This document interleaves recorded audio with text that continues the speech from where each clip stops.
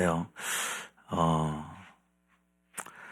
지금 어쨌든 세상의 끝과 주님 임하심의 종말론적인 징조들이 계속 발현되어지고 이제 성취가 되어지는 여정 가운데 정말 있습니다.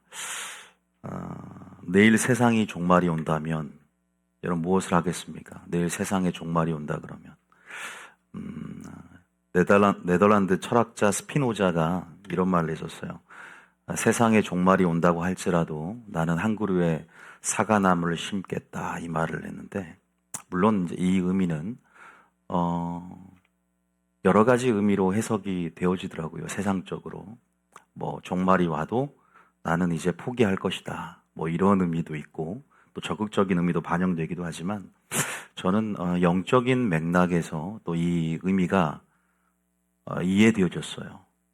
제가 설교를 오늘 하는 것도 갑자기 이 문장이 떠올랐고, 내일 종말이 올 때 뭐가 이렇게 확 들어왔냐면 심는다는 거. 심는다는 거.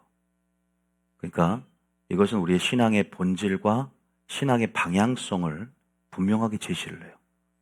그래서 주님 오실 때까지 우리는 분명히 심어야 되는데 심는다. 다시 말해서 성령을 위하여 심는 것, 하나님을 위하여 심는 것, 하나님 나라를 위하여 심는 것. 우리가 믿음으로 보이지 않는 영역에 씨를 뿌리고 심을 때, 그죠? 이것이 어떻게 우리에게 나타나는가? 그래서 분명한 신앙의 본질과 방향성을 영적인 맥락에서는 제시하는 문장이다라는 생각이 들었어요.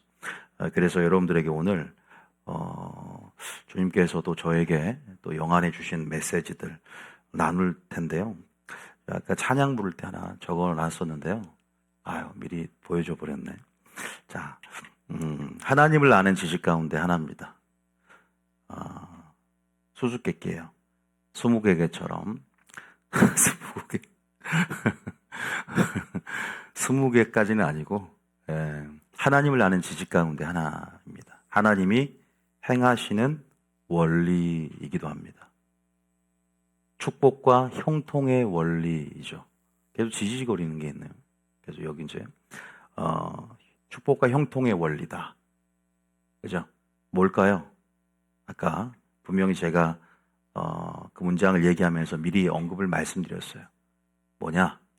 뭐예요? 바로 심고 거두는 공의의 법칙입니다. 심고 거두는 공의의 법칙. 이것이 바로 하나님 아는 지식 가운데 하나고요. 바로 축복과 형통의 원리이죠. 여기에 대해서 여러분들에게 오늘 말씀을 좀 드리고자 합니다. 심고 거두는 법칙. 그런데 마지막 때 많은 사람들이 거두기만을 좋아하게 됩니다. 심으려고 하질 않아요. 왜 그렇게 되어져 가는가? 신앙인들이 왜 이렇게 몰락하고 있는가? 영적으로 쇠퇴해져 가고 있고, 뭔가 축복을 받으려고만 하고, 그죠? 뭔가 액션을 취하거나, 그러니까 대가 지불의 삶의 방식을 배우지 않는다는 거예요. 대가를 지불하면서, 그죠? 주님도 나에게 무엇을 얻고자 하면 은혜의 보좌에 내게 나오라는 어떤 수고, 그죠? 대가 지불의 삶의 방식. 너희가 제자가 되려면, 너희가 제자가 되려면 많은 무리들이 따르니까. 그러면서 대가를 지불하는 삶의 방식을 이해시켰어요. 근데 그 전제는 죽음이었거든요. 누군가를 미워해야 된다. 네 자신을 미워해야 된다. 무엇을 떠나야 된다. 아브라함에게도 갈대아 우르를 떠나야 된다. 이스마엘을 버려야 한다. 이삭을 바쳐야 한다. 철저하게 우리의 신앙 가운데 주님은 사행심처럼 유행을 바라는 마음이나, 그렇게 분명히 심은 대로 우리의 삶이 거두어지는 인생에 대해서, 신앙의 원리에 대해서 대가 지불의 삶의 방식을 통해서 십자가 자체도 십자가라는 그 무게를 담당하면서 남은 고난을 채울 때 분명히 우리가 영광을 얻게 되는 그 원리에 대해서 우리에게 말씀했음에도 불구하고 왜 마지막 때가 되어질수록 심는 근성이 사라지고 있는가? 심는 행위들이 사라지고 있는가? 여기에 대해서 말씀을 좀 드리고 여러 가지 예증에 대해서 여러분들의 좀 예화들을 좀 알려드리면서 여러분들이 심는 인간형, 왜냐하면 이것이 바로 믿음이라는 것이죠. 저는 지금 종말을 준비하는 설교를 하는 것입니다. 들어보시면 알 거예요. 얼마나 이것이 중요한가. 하나님을 아는 설교입니다. 하나님을 아는 지식으로 자라날 수 있는 설교예요. 여러분이 원하는 그 축복, 기도응답, 하나님의 가장 중요한 은혜와 긍휼을 얻을 수 있는 설교입니다. 그러게 더 중요하지 않을까요? 한번 들어보시면 알 것 같아요. 여러분, 이 심고 거두는 법칙, 이 법칙은요, 영계의 법칙, 공의의 법칙은 믿음의 공식에만 있는 게 아니라 세상에도 두신 하나님의 법칙이에요. 세상에도 두신 하나님의 법칙으로서 하나님을 알 만한 것들을, 또 하나님의 사랑과 공의를 세상의 그림자처럼 드러내셨어요. 그리고 일정하게 어느 정도 당신의 사랑과 공의를 알 만한 것들을 보이셨죠. 우리가 종두둑두라고 들어보셨어요. 콩 심은 데 콩 나고 팥 심은 데 팥 난다, 이런 말이 있고, 또 인과응보라는 말이 있죠. 그죠? 사필귀정이란 말이 있어요. 여러분들 이런 말들이 속담으로 격언들이 있듯이 이런 것들은 어떤 일정한 법칙들이 세상에서도 존재를 합니다. 공부를 열심히 하면, 그죠? 열심히 공부하면 좋은 대학을 간다. 또 열심히 운동을 하면 올림픽이 끝났지만 금메달을 딴다. 또 주일까지 어기면서 열심히 일해서 거부가 된다. 정말 엄청난 부자가 된다.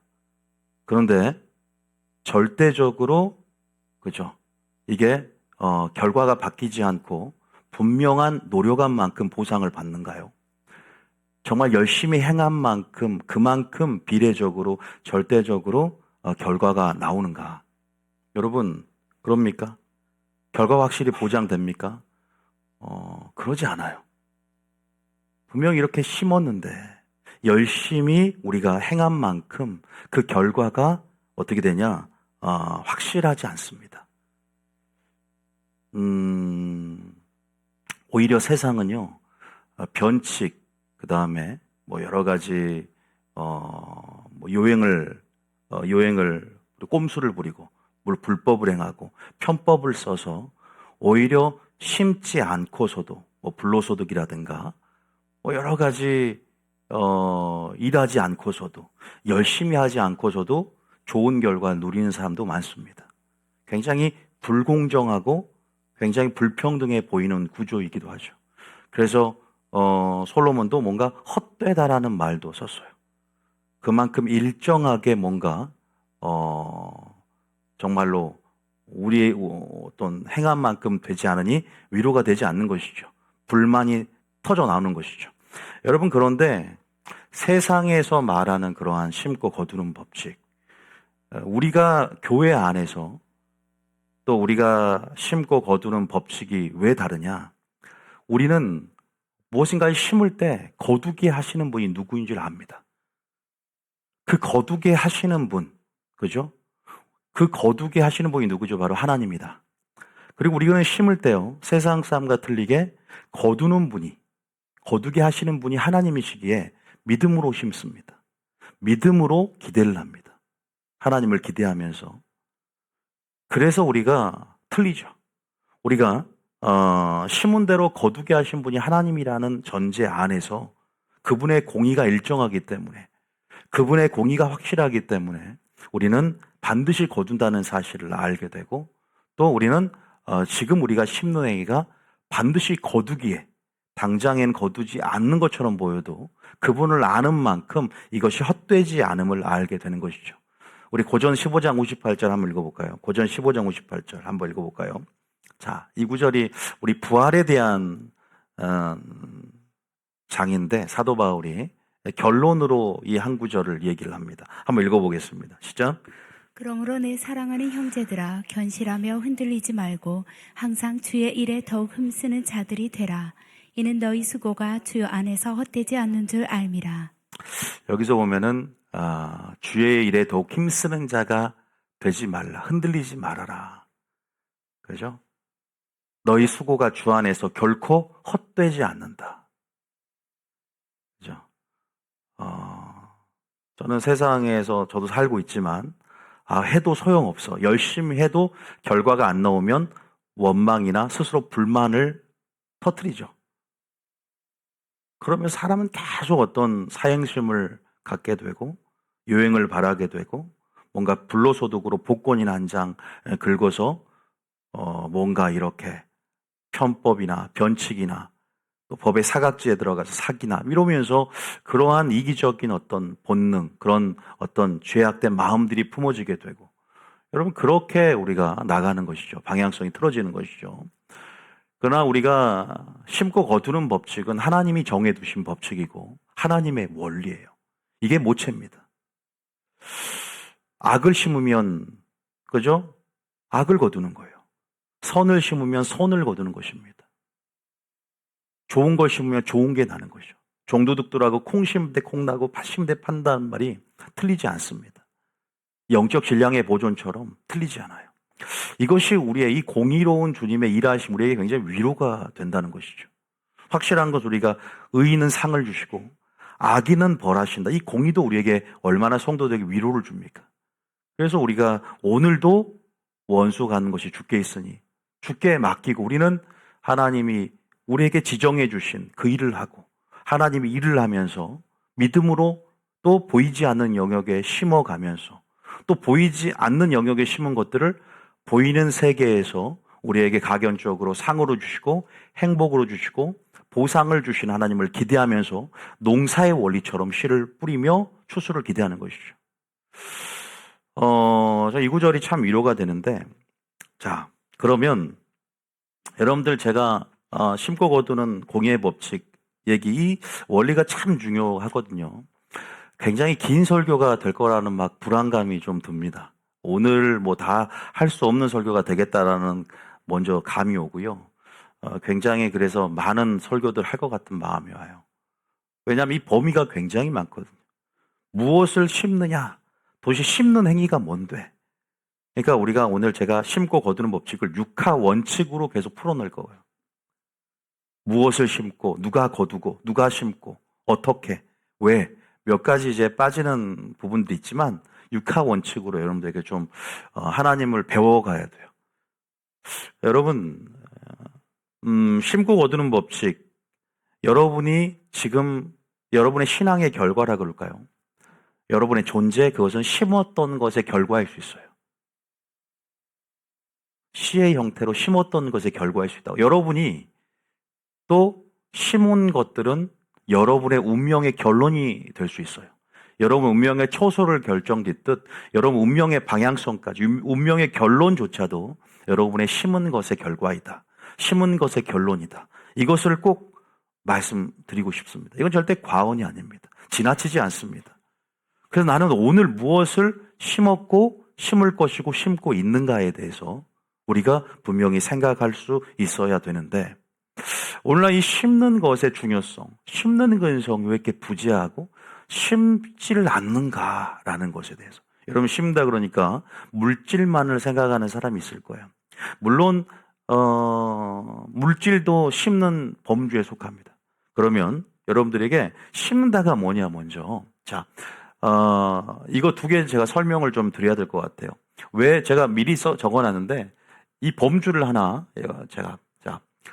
제가 무엇을 심고 무엇을 거두는가, 또 두 번째 누가 심고 누가 거두는가, 언제 심고 언제 거두는가, 어떻게 심고 어떻게 거두는가에 대해서 다 이제 하나하나 6하 원칙으로 여러분들이 알아야 돼요. 그래서 범위가 넓다는 거예요. 그런데 무엇을 심는가 먼저 한번, 제가 뭐 기도, 물질, 사역, 헌신, 봉사, 수고, 이것을 씨의 형태로 봤을 때, 그죠? 보이지 않는 영역, 보좌에 우리가 씨를 심다는 표현을 많이 쓰는데요. 우리가 이런 씨를 형태로 봤을 때 기도의 씨를 뿌린다. 기도를 하는 행위. 물질에 씨를 뿌리는 행위. 왜냐하면 씨가 싹이 트고 또 자라서 열매를 맺잖아요. 여러분들이 사역, 그죠? 뭐가 있을까? 참 많이 있습니다. 뭐가 있을까요? 참 많이 있어요. 예? 단순히 이것만 있을까요? 저도 지금 신령한 것을 뿌리는 거잖아요. 사도 바울은 내가 너에게 신령한 것을 뿌렸으므로 하나님 말씀의 씨를 뿌리는 행위, 사역, 헌신하는 것. 내 몸으로도 하나님 앞에 헌신하는 것이죠. 또 뭐가 있을까요? 용서하는 삶, 용서하는 행위. 누군가에게 긍휼을 베푸는 것. 그죠? 또 물질 얘기 나왔으니까 공개하고 또 섬기고 대접하는 것. 주는 삶, 물질적으로. 그죠? 우리가 청지기 직분이라는 설교를 들었을 때 청지기의 직분을 가지고 내게 맡겨준 재화와 재물을 가지고 장사하는 삶이 뭐였죠? 달란트를. 그게 믿음을 행사하는 것인데 그 믿음을 행사하는 것이 장사한다라는 표현이잖아요. 남기는 신앙이 뭐예요? 그렇게 믿음을 적극적으로 사용을 해서 그저 하나님이 맡겨주신 것들을 풀어내는 것이죠. 그래서 선을 행한다는 개념. 물질을 사용한다는 것은 선을 행한다는 개념. 다시 말해서 여러분들이 지금 이렇게 심는 행위들 있잖아요. 기도, 물질. 이거 다 총체적으로 한마디로 말하면 선을 행한다는 개념이에요. 선을 행하고 또 이렇게 착한 일을 한다. 선한 일을 한다. 하나님 일을 한다는 표현을 써요. 선한 일, 하나님의 일. 이러한 총체적인 개념 안에서 이렇게 풀어낼 수 있거든요. 여러분들 지금 교회에 오는 이 발걸음도요.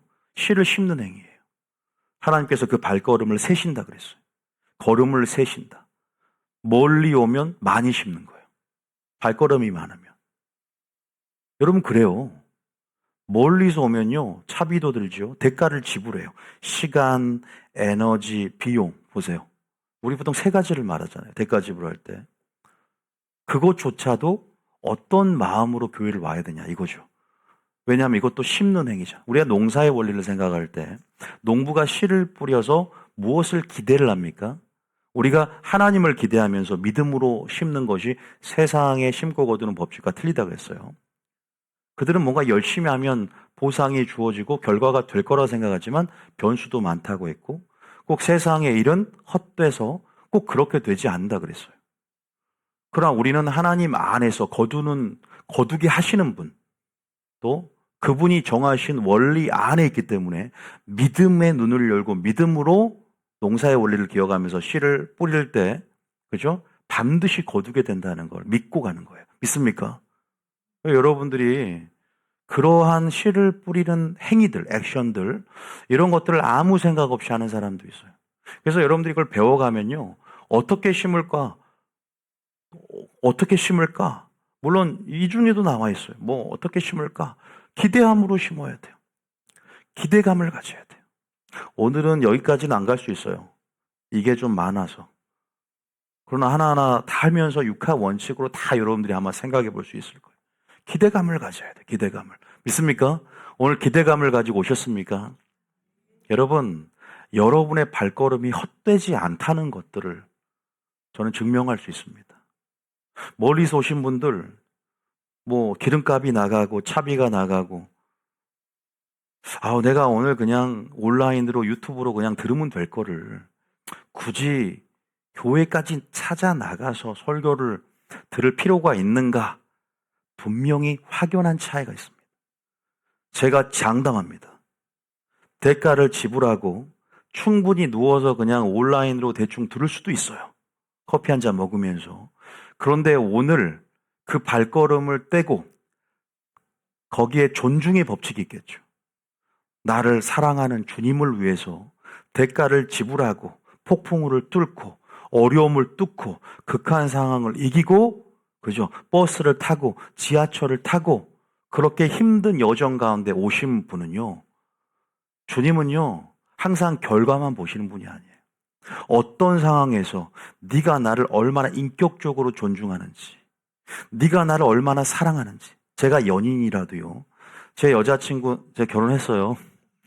예를 들면 저를 보지 마시고 제 여자친구가, 아니 남자친구로 합시다. 제가 여자예요. 남자친구가 나를 만나기 위해서 그런 험난한 여정과 또 그 비용을 들면서 이렇게까지 나를 찾아온 거 보면 뭘 받는다? 감동을 받아요. 주님도 그래요. 다윗이 건축을 하나님을 위해서 건축할 생각만 했을 때 감동을 받아요. 주를 기쁘시게 할까 무엇인가를 시험하고 생각해 보라 그랬어요. 주님도 인격적인 분이라 주님도 감동을 받는다고. 이스라엘 중에 이만한 믿음을 본 적이 없다. 내 믿음이 크도다 그래요. 네가 나를 사랑해서 내게 나오기를 원하며 대가 지불의 삶, 제자의 삶, 제자도의 삶. 여러분, 주님은 우리를 테스트하세요. 우리가 주님을 얼마나 사랑하는지 여부를 알고 싶어서 신명기 8장에도 네가 나를 사랑하는지, 네 마음이 어떠한지 그 순종의 여부, 사랑의 여부를 이사야 사사기 2장 22절, 신명기 8장 1절부터 2절, 여러분 신명기 13장 1절 보면 사랑하는지의 여부, 순종의 테스트, 네 마음이 어떠한지를 낮추고 우리를 시험한다. 이삭을 시험을 해요. 이삭을 바쳐보라고. 나를 얼마나 사랑하는지. 여러분 발걸음 멀리서 헛된 걸음 아니에요. 반드시 거두는데 그 발걸음도 거두게 돼 있다고. 요거를 말씀드리고 항상 생각을 하면서 주를 생각하면서 여러분 신앙생활 하면요 즐겁습니다. 기대가 됩니다. 할렐루야. 기대가 된다고요. 아무 기대감 없이 믿음으로 심지 않고 기쁨으로 심지 않고 자원함으로 심지 않고. 왜? 주님을 모르니까 그래요. 왜 심는 근성이 사라지고 왜 심지를 않느냐? 그래서 답을 알려드리면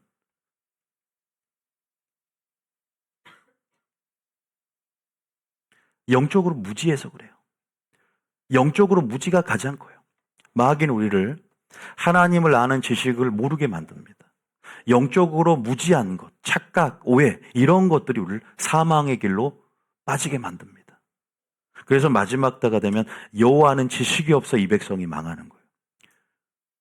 정말 주님 오심 때가 가까이 오고 그저 세상 끝에 징조도 일어날 때는요. 여호와는 지식과 지혜로 충만히 무장되어 있어야 돼요.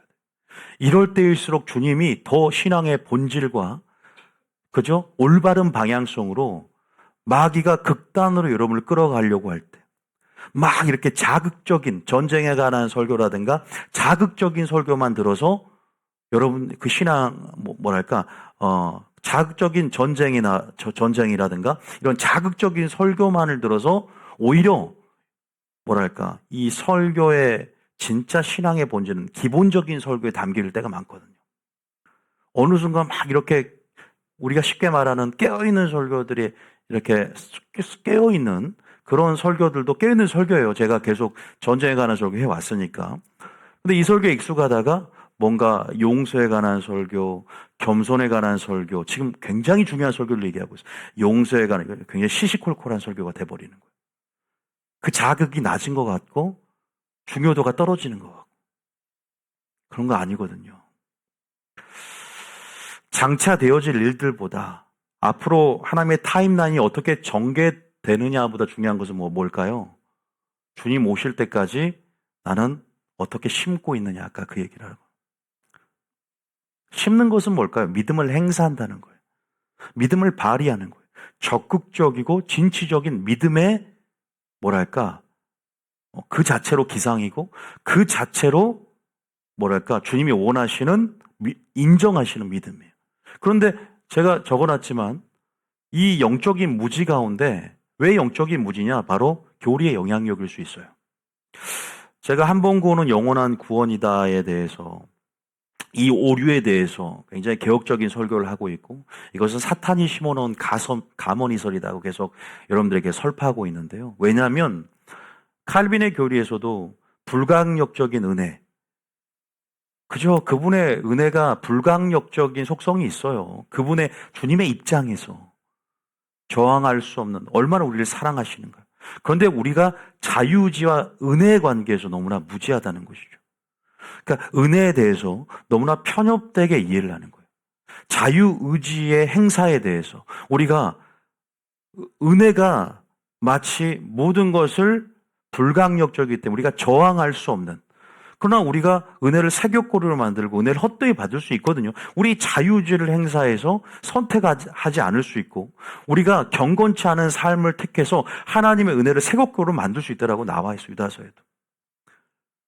오히려 하나님의 은혜가 우리를 견인하고 또 하나님이 절대 주권으로 이미 선택과 유기를 결정지어놨던 결정론의 입장이 어떻게 보면 우리 자유의지를 더욱더 소극적으로, 수동적으로 만들어버렸어요. 그거 아세요? 이것은 하나님에 대한 영적 무지고 하나님을 모르는, 자, 쉽게 예를 들어볼게요. 마태복음 25장에 한번 볼게요. 마태복음 25장 24절에 이런 구절이 하나 있어요. 자, 마태복음 25장 24절. 자, 한 달란트 받은 자가 있는데요. 자, 한번 우리가 달란트 비율을 모르시는 분이 없어요. 아무래도 제가 이제 느낌상 흐름상 이번 주 주일 설교를 달란트 설교, 제목은 아마 우리는 달란트 설교를 너무 오해하고 있었다라는 제목이 될 것 같아요. 이 달란트는 뭐예요? 여러분, 사명에 대한 설교, 은사에 대한 설교가 아니에요. 착각이에요.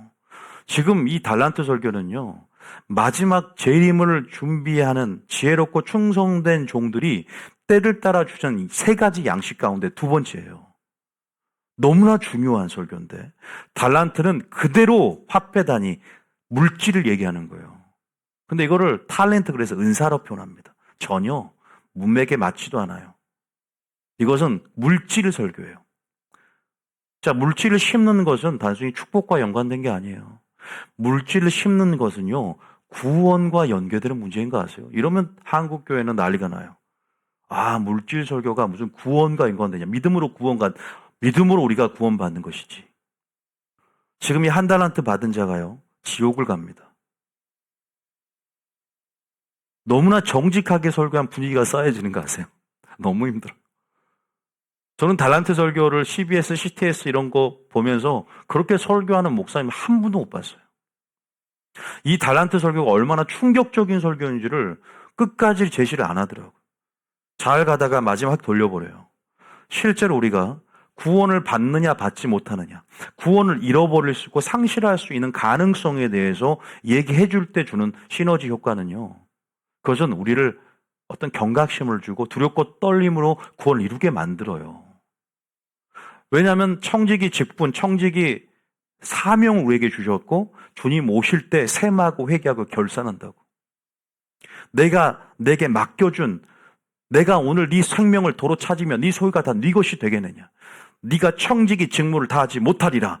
내가 셈을 하겠다는 거야. 이제 다시 오셔서 내가 맡겨준 5달란트, 2달란트, 1달란트 셈을 하겠다. 회개 한번 해보자는 거예요. 지금 그 장면이거든요.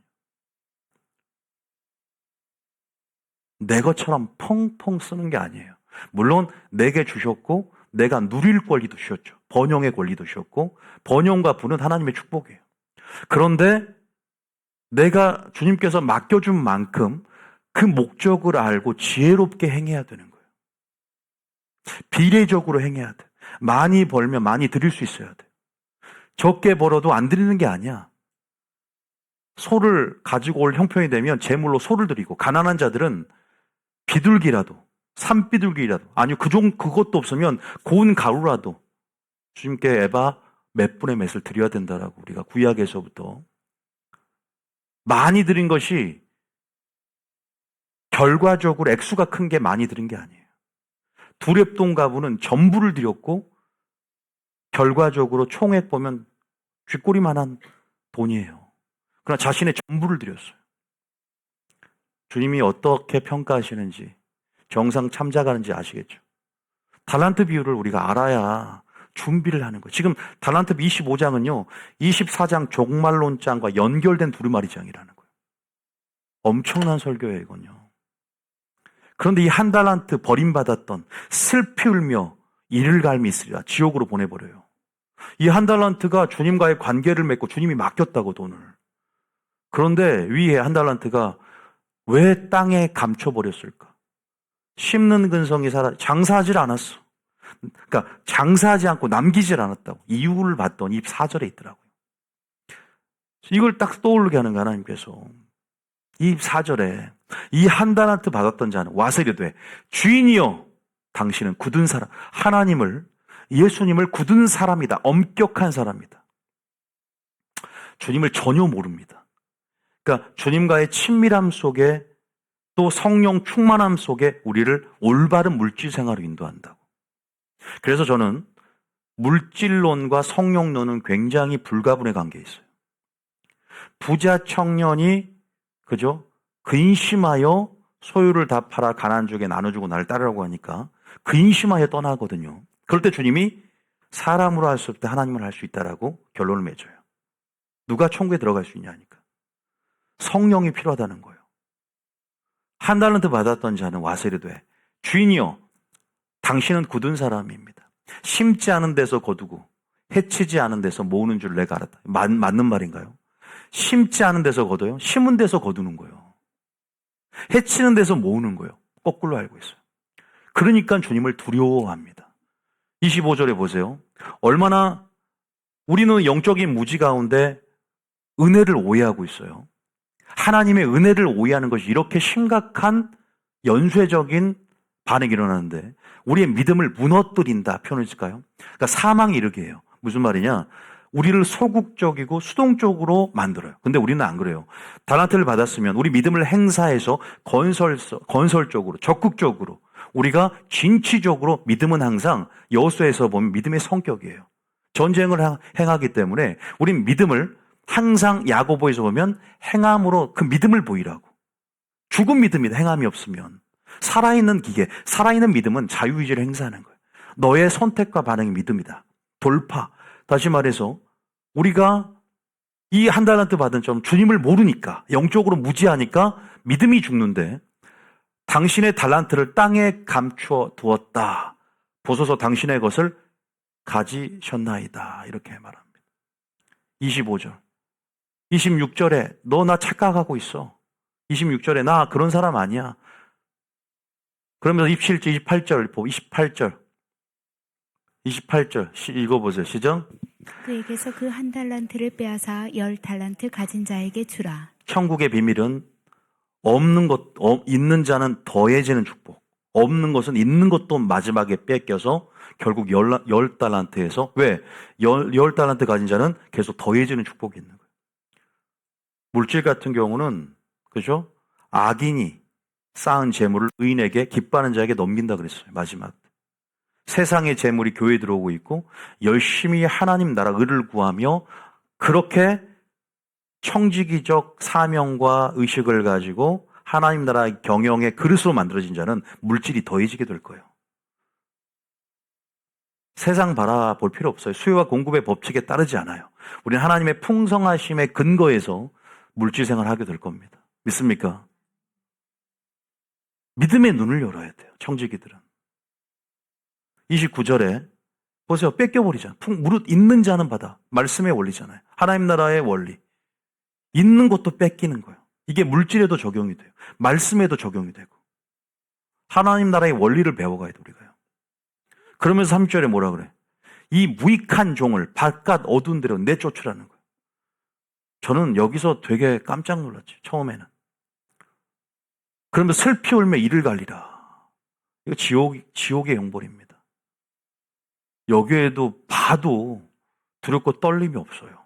그래서 참 예배자는 삶과 예물, 가인과 그의 재물 두 가지를 구분해서 생각을 해봐야 돼요. 제가 물질 설교하면 뭐 재정의 축복이나 저는 물질을 심으면 재정의 축복만 오는 게 아니에요. 재정의 축복, 그것이 나를 위해서 먹고 마시고 그죠? 시집가고 장가가는 나를 위한 어떤 나의 욕구를 채우고 그런 차원이 아니라 하나님 나라의 성부가 되길 원하고 물론 하나님께서 내가 재정이 허락한 비례만큼 좋은 차, 좋은 집 사는 건 죄 아닙니다. 그럼에도 불구하고 이것은 하나님께서 보물 있는 곳에 네 마음이 있고 그 중심이 허락되어져서 하나님이 재물을 맡긴 자들은 어느 정도 영적 권위가 형성이 돼요. 영적인 하나님 나라의 권위까지도 부여해 줍니다.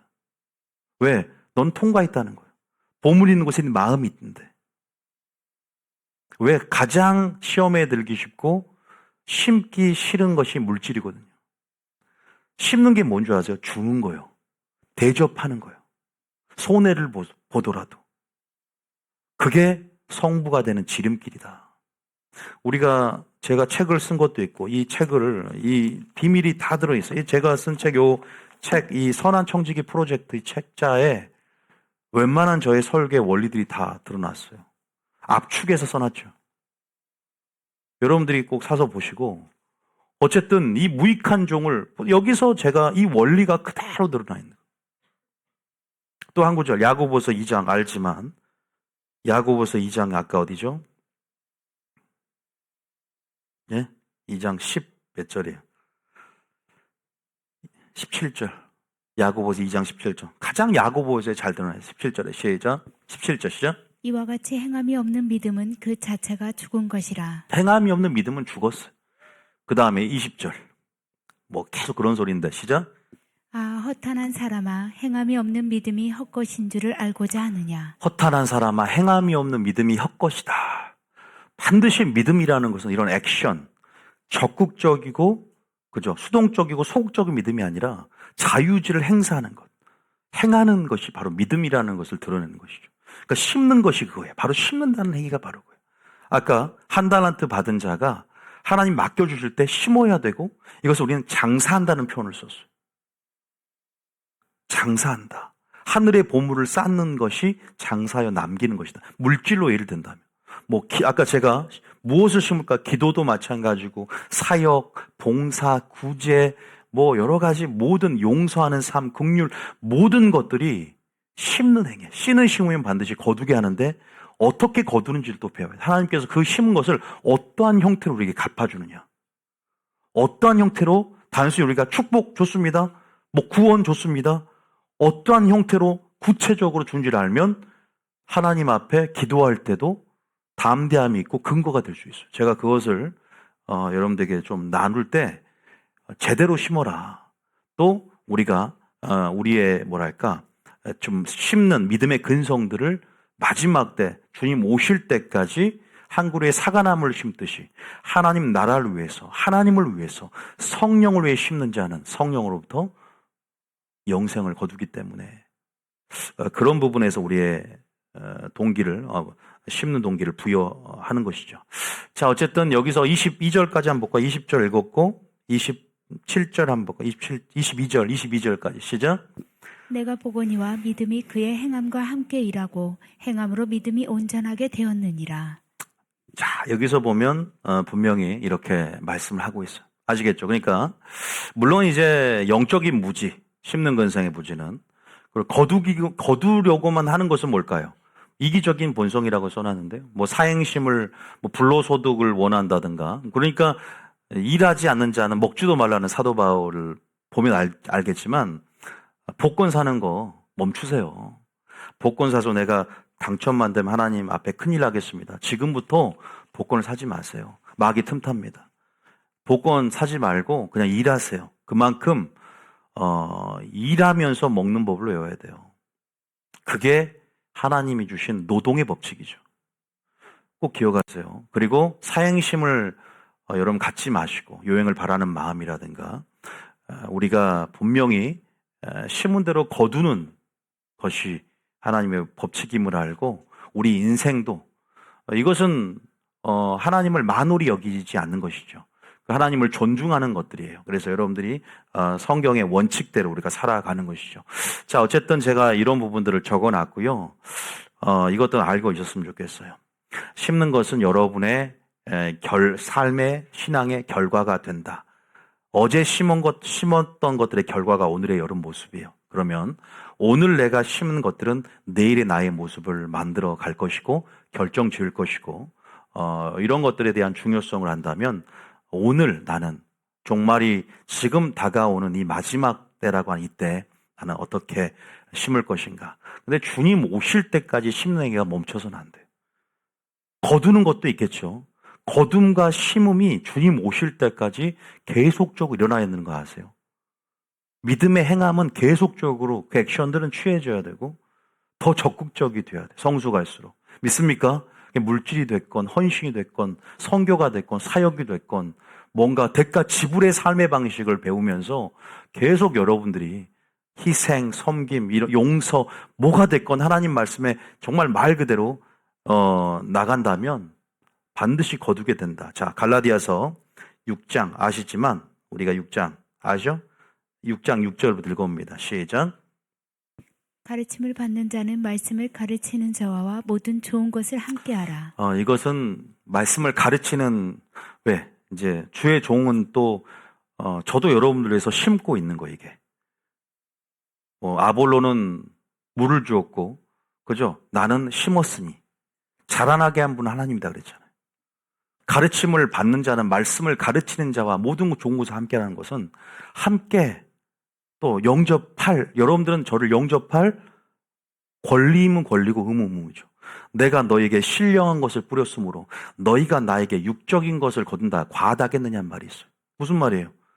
야, 내가 너에게 신령한 말씀 사역을 통해서 너희 영혼들을 살리고 하나님의 것을 그렇게 대언의 영으로 대언하고 있는데 나를 식사하면 식사, 예를 들어서 그 당시에 영접이라는 개념이 물질적인 헌신이라는 개념이 원어가 들어있거든요. 즉히 작은 자 하는 것이 바로 나에게 한 것이다. 왜? 하나님 나라 안에서 선교를 위해서 여러분 물질적으로 헌신하고 조력해주는 또 성도들은 그런 것들이 마땅하다는 거예요. 물질적으로 재정적으로 후원하고 생계를 보장해주고 의식주를 해결하는 것은 마땅하다는 거예요. 육적인 것을 거두다 과하다겠느냐. 신령한 것의 가치가 어쩐데 그런 것들을 함께한다는 의미를 쓰는 거예요. 모든 것을 함께하라는 원어의 의미는 그것이 뭐냐면 심는 행위였다는 것을 이 문맥에서 말하고 있는 것이죠. 이건 우리가 7절만 딱 띄어서 봐서 그렇지 6절과 쭉 흐름을 이어가는 거예요. 7절 읽어봅니다. 시작. 스스로 속이지 말라. 하나님은 업신여김을 받지 아니하시나니 사람이 무엇으로 심든지 그대로 거두리라. 무엇을 심든지 그대로. 사도 바울도 너희들이 나를 위해서 나의 쓸 것을 보내줬으니 내가 너에게 뇌물을 받고 선물을 받으려고 한 것은 아니었다. 그러나 너희가 준 것을 받은 이건 하나님께 향기로운 제물이요 하나님을 기쁘게 한 것이다라고 표현을 씁니다. 여기서도 쭉 문맥에 있어서는 니들이 이렇게 심은 것들, 물질로 심었던 그것이 너희들이 믿음으로 심는 것은 바로 그것은 보이지 않는 영역에 심은 것이다. 하늘의 영역에 심은 것이고 하나님께 상달되어진 것이고 그러나 그것은 30배, 60배, 100배가 되어 현세 가운데도 가견적으로 하나님의 선물과 보상들이 있을 것이고 내세에서도 또 거두게 될 것이다. 두 번을 거둠이 있죠.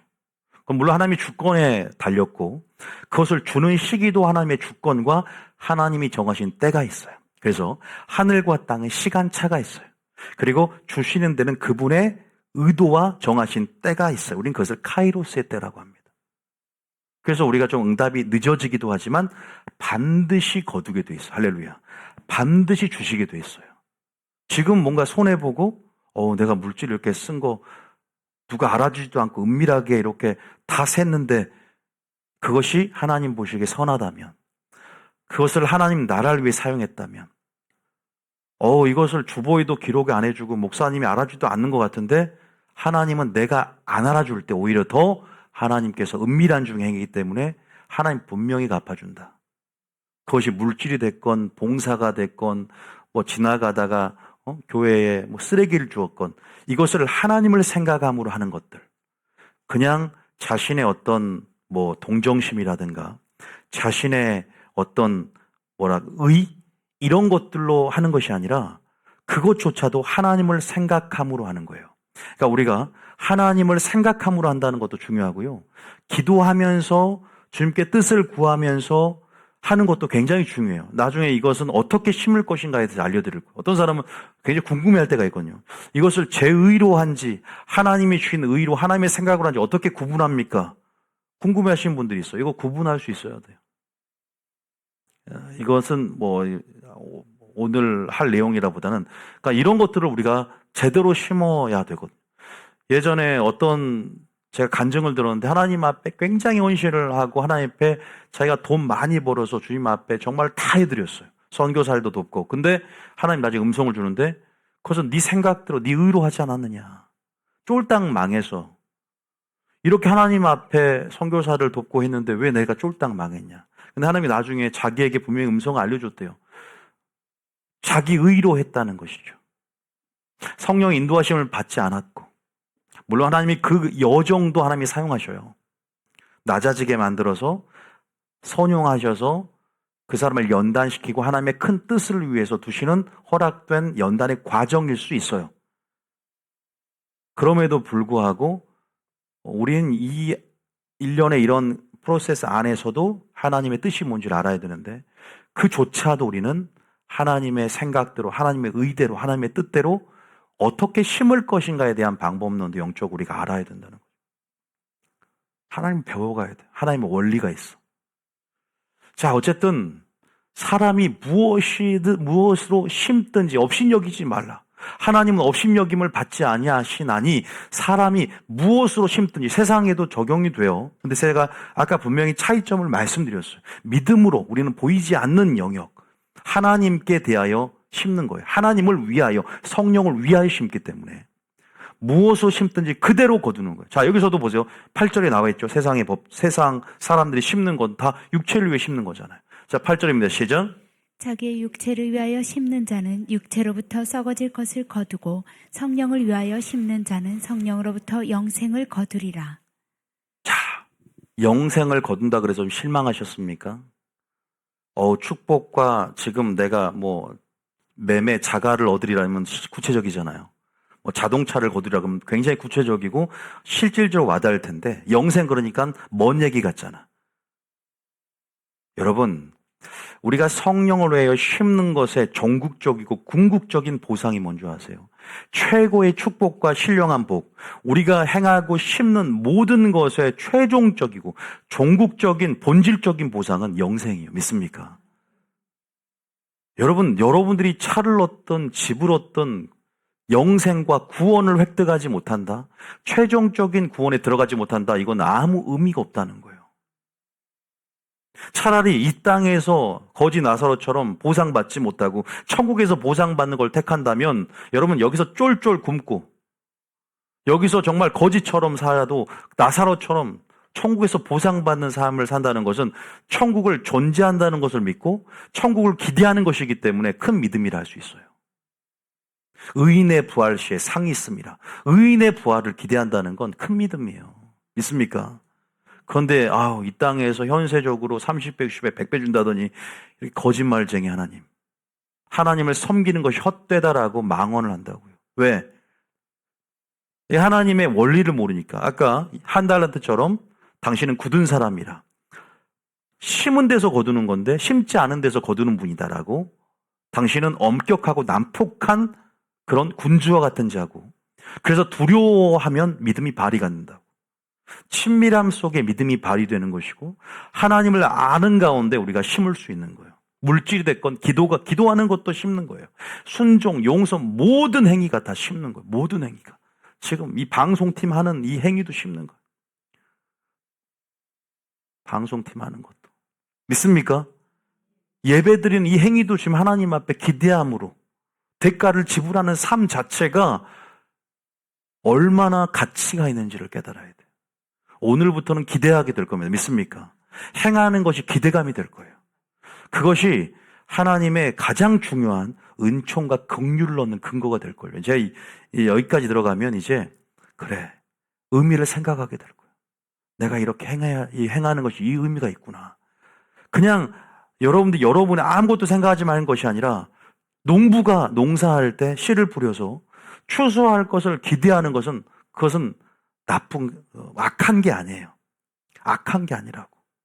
그거 믿음으로 주님을 기대하는 것이기에 우리가 청구할 권리가 있고, 그죠? 제자들이 주여 내가 배와 부친을 버리고 모든 것을 버리고 주를 따랐사오며 내게 무슨 보상이 있습니까? 물어볼 때 주님이 뭐라고 해요?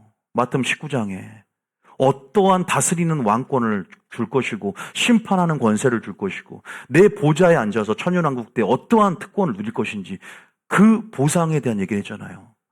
현세에서도 30배, 60배, 100배를 받아 누릴 것이다 해주잖아요. 어떠한 보상이 나를 따르냐고 제자들이 묻는단 말이에요. 내가 이렇게 주님 앞에 행했는데 물론 이것이 지나쳐서요. 주님, 내가 이렇게 상업적 이용의 대상으로 알고 내가 이렇게 했는데 주님 왜 안 줘요? 이렇게 하나님을 뭔가 상업적 이용의 대상으로 여기는 그 마음을 얘기하는 게 아니라, 이렇게 안 해주는데 원망하는 게 아니라, 우리가 믿음으로 심다는 것은 또한 아버지를 기대할 수 있는 거 믿습니까?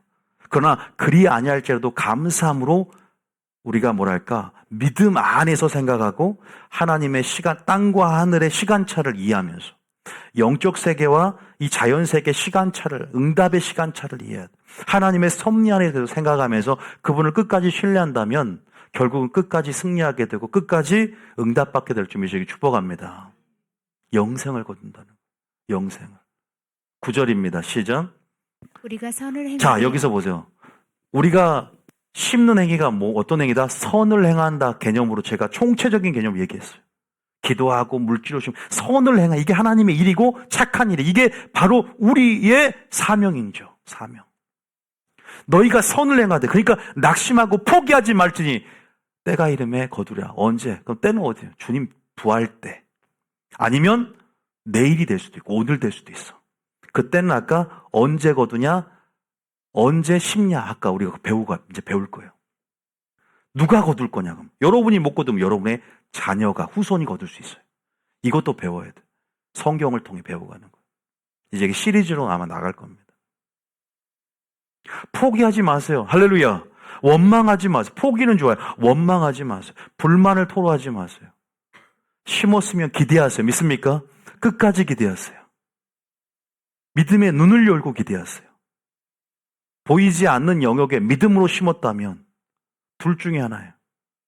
내가 거두든 내 자손이나 후손, 또 현세 아니면, 그죠? 때로는 내세, 때로는 이 현세의 고통으로도 함께 와요. 100배로 너희가 고난도 함께 받을 것이다. 핍박도 겸하여 받을 것이다 말을 예수님이 하셨어요. 여러 가지가 있어요. 하나님을 아는 만큼 진리 안에서 자유하고 진리 안에서 생각할 때 우리가 우리 식대로 생각해서 번뇌하지 않게 됩니다. 하나님은 공의로운 분입니다. 할렐루야. 하나님은 공의로운 분이에요. 그 누가 항소하고 상소하고 마귀조차도 우리가 하나님의 공의로운 일정한 성품으로 인해서 충분히 변론할 수 있는 분이시다. 완전하신 분이세요. 우리의 지혜를 헛것으로 만드실 수 있다 그랬어요. 여러분, 그래서 때가 이름에 거둔다. 그래서 10절까지 읽어보겠습니다. 시작. 그러므로 우리는 귀에 있는 대로 모든 이에게 착한 일을 하되 더욱 믿음의 가정들에게 할지니라. 보세요. 어떻게 심을 것인가가 또 나왔는데 기회 있는 대로 기회를 만들어서 기회가 보이는데, 기회는 어떻게 해요? 하나님을 아는 만큼 기회가 보이지. 그러니까 못 심어요. 예를 들어서 우리가 물질에 대한 설교를 딱 들었어. 누비전 교회를 통해서. 이제 청지기 직분을 내가 맡았구나. 이것이 내가 1달란트 받은 자가 될 수도 있구나. 내가 어리석은 부자가 될 수도 있는 것이구나. 그 기회를 볼 수 있는 눈을 주셨어. 그럼 그 기회 가운데 지금 나는 심을 수 있는 형편이 아닌데 그럴 때가 기회예요. 그러니까 돈이 많을 때 심어야지. 돈 많이 벌어서 돈으로 하는 게 아니라 믿음으로 하는 거예요. 하나님의 일은 돈으로 하는 것이 아니라 뭘로 하는 것이다? 믿음으로 하는 거예요. 형편으로 하는 게 아니에요. 그러니까 하나님이 주실 것을 기대해. 보세요. 둘의 똥가부가 전부를 드렸을 때 주님은 누구보다 많이 냈다. 감동을 받는다. 세상적인 사고방식, 수요와 공급의 법칙에 얽매여져 있으면 계산적이 돼요. 지출이 이러면 내가 여기에 얽매여버리죠. 쉽지 않습니다. 물론 쉽지 않아요. 왜? 우린 여전히 세상에 살고 있고 특히 물질 생활은 쉽지 않아요. 형편이 넉넉하면야 이렇게 한다고 하지만 그런데 웃긴 건요. 형편이 없을 때 더 잘하는 것 같아요. 형편이 늘어나면 더 돈을 쓰는 것이 움츠러드는 거 아십니까? 사람이 신기하게 돈을 벌면 벌수록 쓰는 것이 더 위축이 되어집니다. 왜? 좀만 더 모으면 된다. 좀만 더 모으면 그 욕심이 하늘을 찌릅니다. 여기에 우리가 함정에 빠져서는 안 돼요. 돈이 없을 때는 그렇게 하나님 앞에 드릴 수 있는 믿음이 돈을 벌기 시작하면 안 써지는 거예요, 이제. 절대 안 써져. 더 구두쇠가 돼요. 더 움츠려들어요. 이건 저도 경험해 봤고, 이런 부분들은 거의 공통입니다.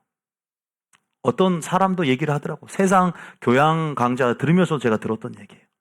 이건 단순히 사람의 어떤 심리적인 부분도 있고. 그래서 성령 충만이 필요해. 하나님의 인도하심을 따르는 게 필요하죠. 하나님이 복을 주고 싶고 낮추고 시험하사, 그죠? 엘리야를 공개하게 해라. 왜?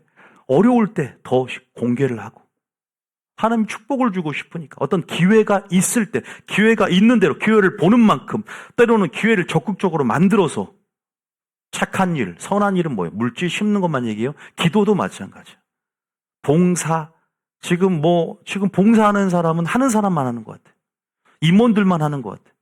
사랑섬김회를 한 것은 섬김을 받으려고 한 게 아니라 섬기려고 여러분들이 봉사단을 조직한 거지.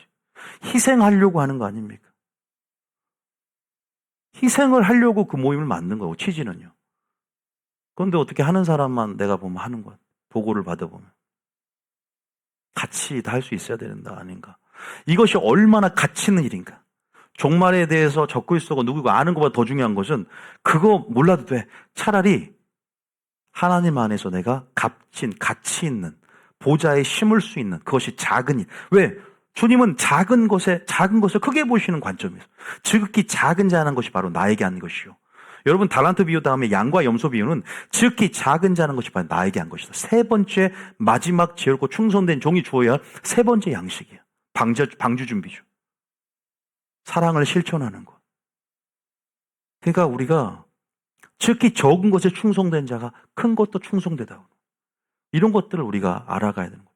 기회 있는 대로 모두에게 착한 일을 하되 더욱 믿음의 가정, 이 순서가 있는 거예요.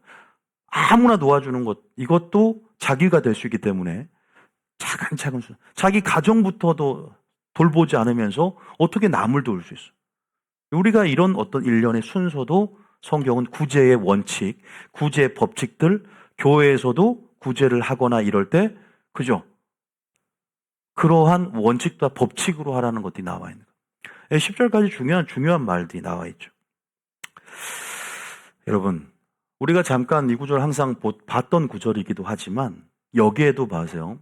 이러한 주님께서 성령을 위하여, 하나님 나라를 위하여, 하나님을 위하여 믿음으로 보이지 않는 영역, 보좌에, 그죠? 심으라라고 말씀을 하고 있죠.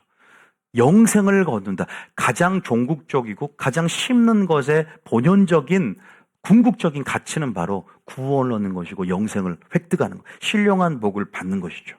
결국은 내세에 받을 보상이죠. 이 땅보다는. 그래서 우리가 여러분이 지금 성령 안에서 무엇을 심던지 간에 그것은 의미 있고 가치 있는 일임을 믿으시기 축복합니다. 물질도 마찬가지예요. 뭐 체육대회를 하든 뭘 하든 일반이었어. 뭐 10,000원을 한 사람도 있고, 10,000원 안에 얼마 있냐. 뭐 50,000원 한 사람도 있고, 100,000원 한 사람도 있고, 500,000원 한 사람도 있어요. 물론 우리가 액수를 가지고 그 사람의 믿음을 평가하는 거 아니에요. 항상 저도 목회자지만 주의할 것은 액수로 그 사람의 믿음을 절대 평가할 수 없어요. 제가 설교를 항상 해오죠. 모든 것은 하나님의 관계 속에 그 사람이 가지고 있는 형편과 모든 처지는 하나님이 하시는 거예요.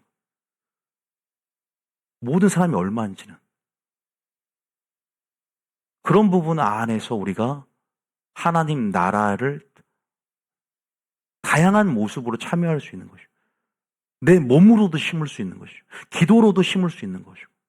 이것이 우리가 하나님 나라를 주님과 함께, 주님은 그런 기회들을 주고 싶어요. 왜?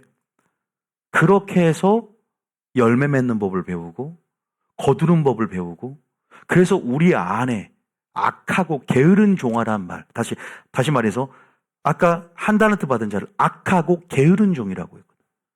게으름의 극치로 달리지 않길 원해요. 그래서 신앙은 부지런한 열심을 내라는 표현을 씁니다. 이것은 부지런히 성령 안에서 세월을 아끼면서 우리가 심는 것이 너의 존재가 되고 너의 가치가 되고 너의 결과가 된다. 삶의 결과가 된다. 신앙의 열매가 되며 그것이 너의 결론을 만들어 갈 것이라고 우리에게 말하고 있죠. 이 연계 법칙은 우리가 결코 잊어서는 안 되는 법칙이죠. 저도 그런 부분 안에서 이 원리를 주님이 알려주셨고, 그래서 이런 부분에서 때로는 효용성이 아주 없어. 실효성이 없다 그럴까? 예를 들어서 이것을 그래도 내가 사람을 위해서 하는 것이 아니라 하나님을 위해서 했기 때문에 한 사람이 됐건 또 어떤 일에 있어서 그것을 하나님 나라 했다면 나는 씨를 뿌렸고 하나님을 위해서 했다는 그 중심을 들였기 때문에 때로는 즐거운 마음으로 할 수 있는 부분이 있어요. 우리가 너무나 효용성과 실효성을 따지고 보면 우리가 그것이 결국은 내가 누구를 위해서 했냐, 보이지 않는 영역에 심었냐 아니면 나를 위해서 심었냐, 이것도 판단할 기준이 되는 거거든. 그러니까 우리가 이런 부분들을 생각을 해보면 좋죠. 자, 시편 126편 5절 한번 봐볼까요? 시편 126편 5절. 자, 시편 126편 5절 시작. 눈물을 흘리며 씨를 뿌리는 자는 기쁨으로 거두리로다. 여러분, 눈물 흘리시길 축복합니다. 그럼 기쁨으로 거둔답니다. 그러니까 그만큼 수고, 헌신, 대가 지불이라는 것은 쉽지 않죠. 그것을 어떻게 보면은 표현하고 있는 부분이 있어요. 그러나 그 영광은 크다는 것이죠. 왜? 때가 이름에 거둔다 그랬잖아요. 하나님이 거두게 하시니까. 영생이 얼마나 기쁜 것입니까? 물론 이것은 또 무엇을 거두냐 할 때는 제가 아까 또 이거 적어놨지만 아예 이렇게 대놓고 얘기를 하면 무엇을 거둬요? 자, 무엇을 거두냐? 바로 축복을 거두죠. 그리고 기도응답을 거두고 은혜와 긍휼을 거두는데 A가 가장 크죠. 그래서 기쁨으로 거두게 된다. 6절까지 읽어봅니다. 시작. 울며 씨를 뿌리러 나가는 자는 반드시 기쁨으로 그 곡식단을 가지고 돌아오리로다. 여러분, 자녀를 위해서 지금 여러분들 기도하고 있을 겁니다. 정말 믿음으로 잘 성장을 하는 걸 보면 기쁘지만 정말로 내가 원하는 방향대로, 주님이 원하지 않는 방향대로 가고 있는 또 자녀들의 모습을 보면서 부모들이, 믿는 부모들이 후회도 하죠. 내가 어릴 적부터 마땅히 할 길을 알리고, 물론 그런 데 있어서 완전한 부모는 없을 거라 생각이 돼요. 저도 마찬가지시고요. 그럴 때 내가 부모를 할 수 있는 건 기도밖에 없다라고 생각하면서 울면서 기도하고 있는 부모들이 참 많습니다. 여러분, 반드시 승리하게 될 줄 믿습니다. 저는 그 마음이 왔어요. 자녀를 위해서 기도하는 것들, 이 중보 기도에 그것이 성령 안에서 하나님 나라에서 영혼을 위해서 내 기도로 보좌에 심겨지는 거거든요. 제가 물질에 국한되는 건 아니잖아요. 이게 스펙트럼이 넓기 때문에. 제가 달란트 비유를 할 때나 또 그렇게 얘기하지만 또 기도도 우리가 정말 울면서 씨를 뿌리는 거잖아요. 여러분들이 기도하는 부모의 자식은 망하지 않는다. 때가 있는 것 같아요. 그러니까 물론 이제 우리가 아들은 아비의 죄악을 담당치 아니하고 그 죄의 개별성, 또 구원의 개별성이 있어요. 기름을 우리가 대신 준비해 주지 않지 않습니까? 본인이 준비해야 되지만 기도의 힘은 굉장히 파격적이고 파급력이 큽니다. 하나님의 긍휼을 얻게 만드는 근거가 돼요.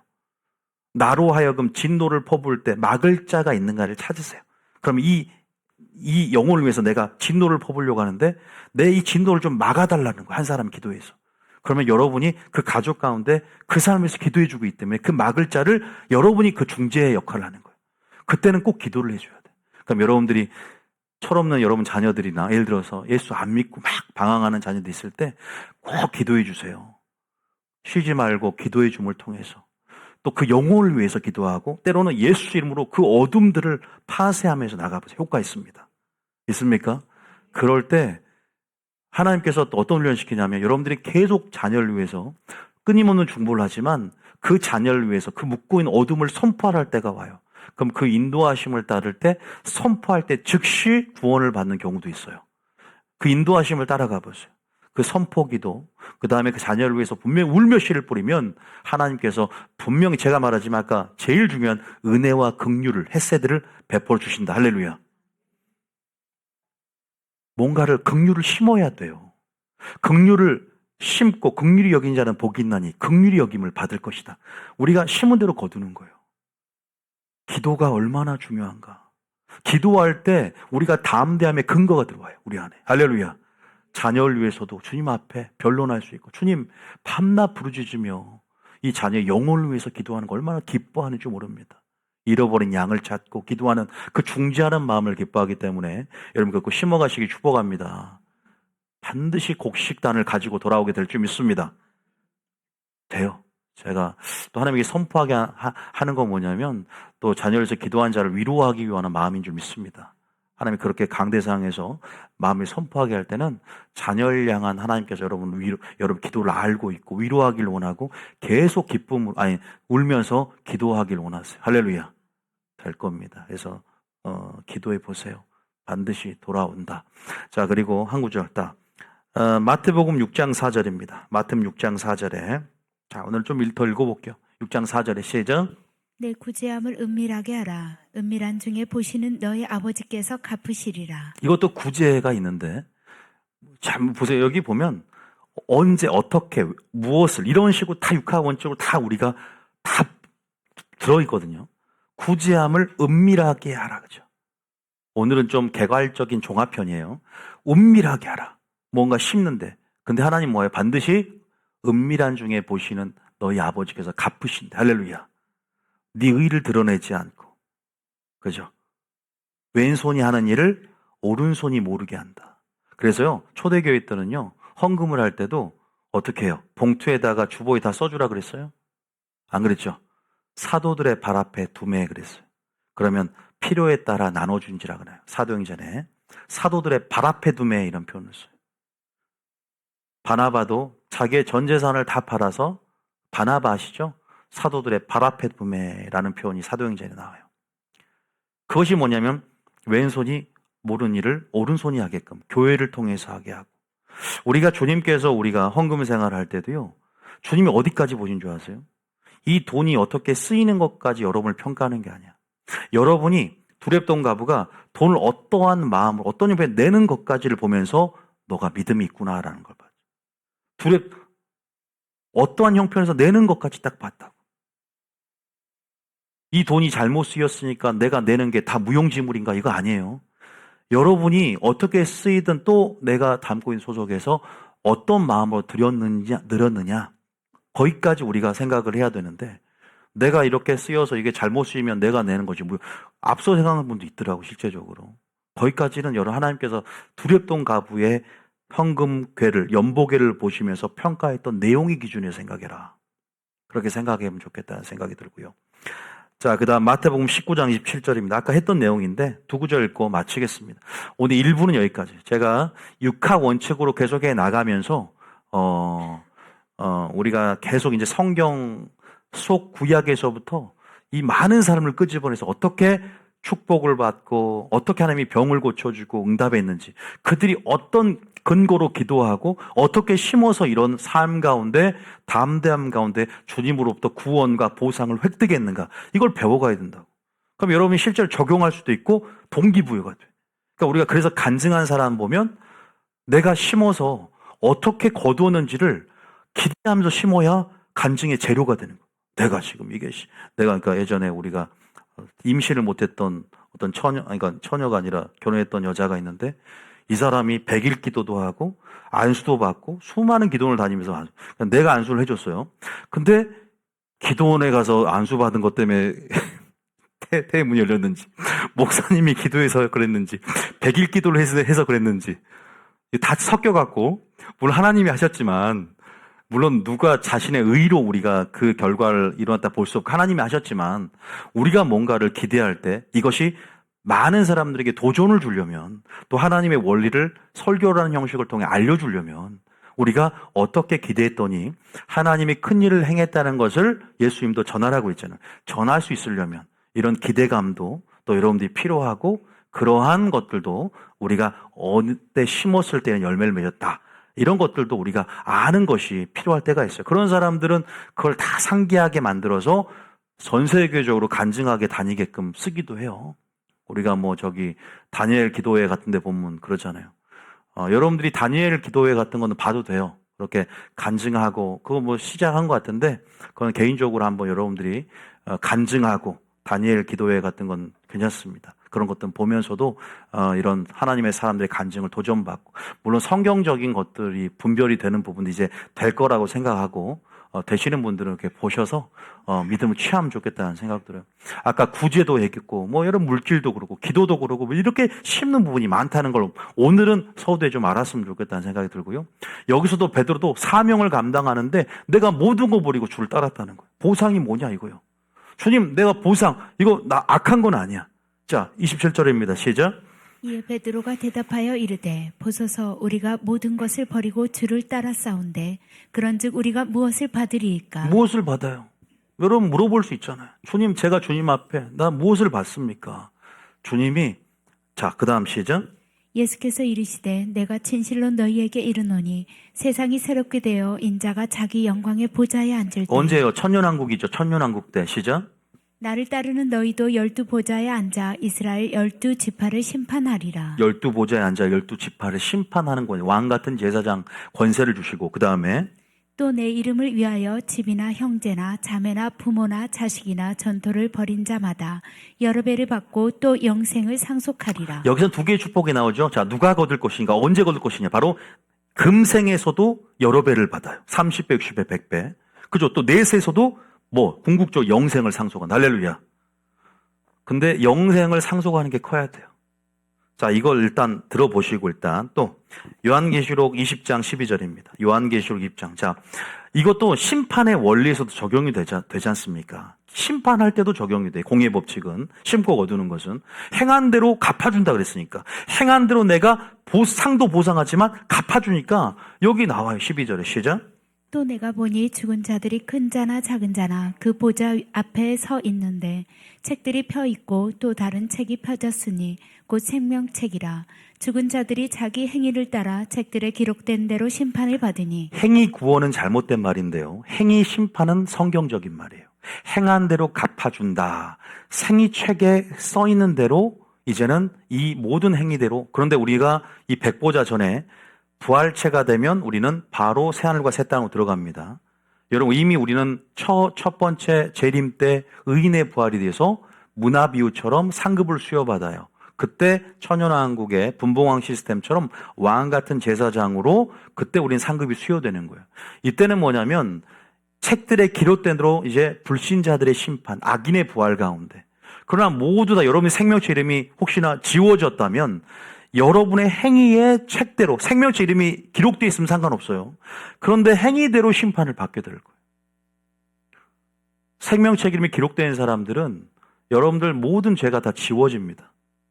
그러나 자기 행위대로 세상 사람들과 불신자 하나님께 복종하지 않은 자들은 책들에 기록된 대로 심판을 받는다. 그러면서 이 지옥에 들어가는데 음부도 사망도 모든 것들도 행한 대로 심판을 받게 된다. 13절 시작.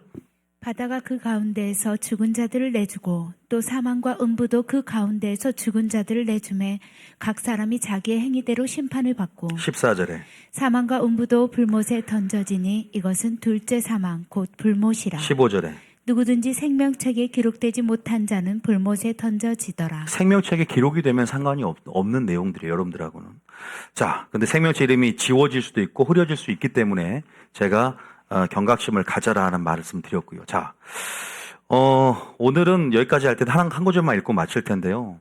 결국 여러분들이 여러 가지 이제 무엇으로 심을 것인가에 대해서는 이것이 하나님의 일이고 기회가 되는 대로 선한 일이라는 총체적인 개념 속에서 여러분이 하나님 나라와 하나님과 성령을 위하여 심은 여러분의 몸과 여러분의 모든 삶 그리고 물질 이런 모든 헌신들 사역들 대가 지불의 삶이라는 걸 배웠어요. 무엇을 심는가? 그럼 무엇을 거두는가에 대해서는 이제 다음에 또 할 텐데 크게는 축복과 기도입니다. 은혜와 긍휼입니다. 근데 제가 은혜와 긍휼에 대해서 자세히 이제 조금 구약에서부터 해 나갈 텐데 가장 종국적인 보상이 제가 재림 때 긍휼 넣는 것. 이것은 우리가 성경을 좀 봐야 돼요. 두 구절만 읽겠습니다. 아까 성령을 위하여 심는 자는 성령부터 뭘 얻는다? 영생을 얻는다. 미리 했어요. 그거 하나 했습니다. 한 구절 더 볼게요. 자, 그건 좀 읽으면 좋을 것 같아서 고전 15장 58절. 고전 15장 58절입니다. 두 번째는 고전 15장 58절. 시작. 그러므로 내 사랑하는 형제들아 견실하며 흔들리지 말고 항상 주의 일에 더욱 힘쓰는 자가 왜 이 말을 했냐면 왜 항상 주의 일 아까 선한 일이라 그랬어요. 이 총체적인 개념이. 기도도 물질도 다 마찬가지야. 수고하는 것 헛되지 않아. 왜 그럴까요? 지금 15장은 무슨 장이죠? 고전 15장은 무슨 장? 부활장. 부활이 있기 때문에 그래요. 내세에서 부활로 거두니까 할렐루야. 영생을 거두기 때문에 그래. 그러니까 주님이 우리가 궁극적인 소망을 부활과 내세에 두면 우리가 즐겁게 믿음을 발휘할 수 있다는 것이지. 믿습니까? 현실과 타협하지 않고 믿음의 눈을 열고 보이지 않는 영역에 심을 수 있게 된다는 거예요. 그 말인 거예요. 그래서 이는 너희 수고가 주 안에 왜 헛되지 않아요? 때가 이름에 거두기 때문에 포기하고 낙심할 필요가 없는 거예요. 할렐루야. 지금 못 거둬도 내세 때 의인의 부활 시에 상이 크니까. 할렐루야. 선을 행한 자는 생명의 부활로, 악을 행한 자는 심판의 부활로 나누는 심은 것의 결론이 주님 재림 때 종국적으로 보상되기 때문에. 믿습니까? 요거를 보자는 것이죠. 마지막 유다서 1장 21절. 찬양 하나 준비해 주시고. 유다서 1장 21절. 주님 다시 오실 때까지. 유다서 1장 21절. 자, 읽어봅니다. 시작. 하나님의 사랑 안에서 자신을 지키며 영생에 이르도록 우리 주 예수 그리스도의 긍휼을 기다리라. 자, 영생에 이르는 것이 뭔지 아세요? 긍휼을, 하나님의 은혜와 은총, 긍휼을 주시는 거예요. 그래서 긍휼히 여기는 자는 왜 복인 줄 아세요? 재림 때 영생이 있기 때문에. 긍휼히 여기는 자는 복이 있나니 긍휼함을 받을 것이다. 이것의 종국적인 주님의 의도는 뭔지 아세요? 재림 때 긍휼을 주시는 거예요. 한 예로 오네시모로라는 사람이 있어요. 사도 바울이 로마에 그저 감옥에 이제 말년에 죽기 얼마 전이야. 아무도 찾아온 사람이 없을 때 한적하고 많은 사람이 떠나갔어. 동역자들이 배반을 하고. 사도 바울요, 많은 사람이 배반하고 떠나갔어요. 사도 바울. 데마 같은 경우 세상을 사랑해 떠나버리고 그 많은 사람들이 떠났어. 물론 열매도 많이 맺었지만 그럴 때 오네시모로가 감옥을 찾아와서 쓸 것도 주고 한 적적할 때 위로해 주고 와서 주님, 사도 바울이 뭐라고 하냐 이자에게, 주여 그리스도인 아래 주의 긍휼을 이 아들에게 베풀어 주시옵소서. 왜냐하면 긍휼을 심었잖아요. 삶 가운데 선한 일을 하고. 왜냐하면 이 모든 것을 하나님의 일로서 여기면서 지도자를 섬기고 모든 일을 하나님의 일의 연계로서 볼 수 있는, 기회를 볼 수 있는 눈을 갖는 거예요. 이웃을 사랑하며 긍휼을 행하고 선을 베푸는 삶들. 이 믿음의 선진들이 어떠한 삶을 통해서 단순히 히스기야처럼 병을 치유받고 고넬료처럼 성령세를 받고 이러한 모든 차원들이 주님의 구원을 맛보고 이 땅의 축복을 맛봤지만 그들에게 하나님께서 어떠한 은혜와 은총들을 삶 가운데 또한 내세 가운데 약속해 주셨는지를 또 배워가면요, 우리가 기쁨과 즐거움과 자원함으로 심을 수 있게 됩니다. 심는 것은 굉장히 즐거운 것이 될 것입니다. 믿습니까? 심는 것은 왜 하나님이 원하시기 때문에 그래요. 그것이 악하고 게으른 종이 아니라 착하고 충성된 종이 되기 때문이다. 우리는 그 근성을 회복해야 한다. 마지막 때가 되면 될수록 주님 오실 때까지 나는 심겠다. 사명도 하나님을 생각함으로 믿음으로 눈을 열고 보이는 땅이 아니라 보이지 않는 영역에 보좌에 씨를 심기우며 우리가 하나님의 일을 할 수 있는 저와 여러분이 될 줄 믿습니다. 믿습니까? 오늘 1부는 여기까지 하겠습니다. 찬양 들어주세요.